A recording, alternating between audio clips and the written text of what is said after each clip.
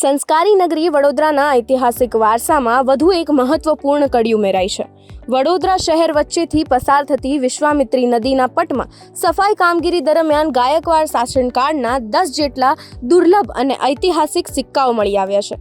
પ્રાથમિક તપાસ અનુસાર આ સિક્કાઓ મહારાજા મલ્લવરાવ ગાયકવાડ અને સર સયાજીરાવ ગાયકવાડના સમયગાળાના હોવાનું સામે આવી રહ્યું છે. મળી આવેલા પ્રાચીન સિક્કાઓ પર પર્વત, ચંદ્ર, કમળ તેમજ સરકાર લખેલી વિશિષ્ટ ઐતિહાસિક છાપ અને નિશાનીઓ જોવા મળી છે.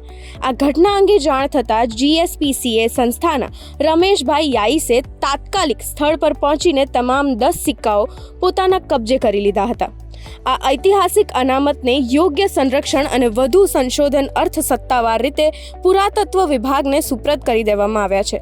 વિશ્વામિત્રી નદીના કાંઠે અકોટા જેવા વિસ્તારમાં પ્રાચીન સમયથી જ માનવ વસાહતો અસ્તિત્વમાં હોવાના પુરાવા મળેલા છે. ત્યારે આ સિક્કાઓ મળી આવતા વડોદરાના રાજવી ઇતિહાસ અને પ્રાચીન સંસ્કૃતિ પર વધુ પ્રકાશ પડશે તેવી શક્યતાઓ છે. વિશ્વામિત્રી નદીના કાંઠે અકોટા જેવા વિસ્તારમાં પ્રાચીન સમયથી જ માનવ વસાહતો અસ્તિત્વમાં હોવાના પુરાવા મળેલા છે. ત્યારે આ સિક્કાઓ મળી આવતા વડોદરાના રાજવી ઇતિહાસ અને પ્રાચીન સંસ્કૃતિ પર વધુ પ્રકાશ પડશે તેવી શક્યતાઓ વ્યક્ત કરવામાં આવી રહી છે. પુરાતત્વ વિભાગ દ્વારા આ સિક્કાઓનું બારીકાઈથી પરીક્ષણ અને સંશોધન હાથ ધરવામાં આવશે, જેથી ગાયકવાડ સમયના વડોદરાના ઇતિહાસ અંગે વધુ રસપ્રદ વિગતો સામે આવી શકે છે.